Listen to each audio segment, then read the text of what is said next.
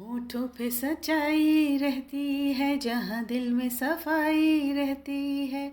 हम उस देश के वासी हैं, हम उस देश के वासी हैं, जिस देश में गंगा बहती है। जी हाँ, हम उस देश के वासी हैं जिस देश में गंगा बहती है। संस्कृति किसी भी देश की हो, वो उसकी धरोहर होती है, वो उसकी पूंजी होती है। सोशल मीडिया एक बहुत बड़ी विरासत हमारे हाथ में, जो विरासत बनेगी आगे वाली जनरेशन्स के लिए। हर चीज़ का एक पॉजिटिव पक्ष होता है और एक नेगेटिव पक्ष होता है। पॉजिटिव पक्ष को हमें अपनाना है और नेगेटिव को भगाना है। आज मैं बात कर रही हूँ पॉर्न की। किसी भी देश की जो जड़ होती है उनके बच्चों और उनकी युवा पीढ़ी में होती है। उस युवा पीढ़ी और जो बच्चे हैं उनकी जड़ों में कम से कम हमारी जो भारतीय संस्कृति है वो इस समय जहर घोल रही है, जैसे कि हमने अपनी मिट्टी में जहर घोला, पानी में जहर घोला। हमारे बच्चे और हमारी युवा पीढ़ी, हमारी नस्लें हैं, ये आगे हम इनको क्या दे रहे हैं जो लेकर जाएंगे। बहुत दिनों से इन बातों से विचलित हूँ। समय समय पे मैं बात भी करती रहती हूँ। मैंने स्लैपस्टिक कॉमेडी, जिसमें कि बेहुदा अश्लील गालियाँ दी जाती हैं और जिस पे पढ़े लिखे लोग हंसते हैं, वूम्पला के बहुत सारे वीडियोस जिसमें अर्धनग्न लोग दिखाए जाते हैं, चाहे मेल्स चाहे फीमेल्स, और उनके पीछे बहुत बड़ी फ़ैन फॉलोइंग होती है। चाहे वो बेढंगे कपड़े हों जिनको पहन के कहीं भी निकल जाया जाता है। कपड़ों पे जब लोग बात करते हैं तो कहते हैं कि नज़र अच्छी होनी चाहिए, कपड़ों से कोई फ़र्क नहीं पड़ता। जी हाँ, बिल्कुल कपड़ों से कोई फ़र्क नहीं पड़ता। आपके पहनावे से, आपकी बॉडी लैंग्वेज से कोई फ़र्क नहीं पड़ता है। पड़ता है उस देश में जहाँ पे अधिकांश जनता अनपढ़ है। आज अधिकांश जनता मोबाइल पे ही घुसी हुई है, सोशल मीडिया के अंदर है, और वो वहाँ क्या कर रही है।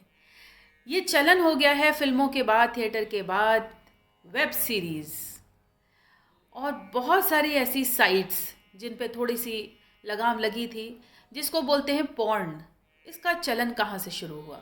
इसका चलन मैं देखती हूँ कि 30 दशकों में ये बिल्कुल मशरूम की तरह फैला है और इसने अपनी जड़ें इतनी मजबूत कर ली हैं कि ये एक इंडस्ट्री है जिससे बहुत रेवेन्यू आता है। जिस इंडस्ट्री से बहुत रेवेन्यू आता है, आप समझ सकते हैं कि उस इंडस्ट्री को बढ़ावा देने वाले हम हैं। जी हाँ, हम सब। और अब हो गया है सोशल मीडिया के ऊपर एक से एक बड़े चैनल्स वेब सीरीज़ लेके उतरे हैं। हर चैनल पे आप देखिए एक कॉर्नर होगा जिसमें चरम सुख की बात होगी, जिसमें गंदी बात होगी। एक आर्मी ऑफिसर ने आज आवाज़ उठाई है जिसको मैंने व्हाट्सएप पे सुना, और उसको दूर दूर तक फैलाना है। फिर से मैं दोहराऊंगी, उस जनता के सामने जिसमें सोचने समझने की शक्ति कम है, और ये भी हमारी रिस्पॉन्सिबिलिटी है कि वो इस चीज़ का निर्णय कर सकें कि ये चीज़ सही है, ये चीज़ गलत है। शायद हम और आप उनको समझ सकें, लेकिन अधिकांश नहीं समझते। अधिकांश उसका वही पक्ष देखते हैं जो जानवर रूपी है, जिसकी वजह से हमारे देश का जो विष है करप्शन के फॉर्म में हर तरफ व्याप्त है। यदि कहें कि एक उम्र होती है जिसमें ये सारी चीज़ें बहुत ज़्यादा चरम पे होती हैं, बिल्कुल होती हैं। उसी उम्र में भगत सिंह हुए, उसी उम्र में गौतम हुए, उसी उम्र में विवेकानंद हुए, उसी उम्र में ऐसे बहुत से महान हस्तियां हुई जिन्होंने अपनी सेक्सुअल एनर्जीज़ को कंस्ट्रक्टिव चैनल्स में डाला और हमारे देश का उद्धार किया, लीडरशिप क्वालिटीज़ दी।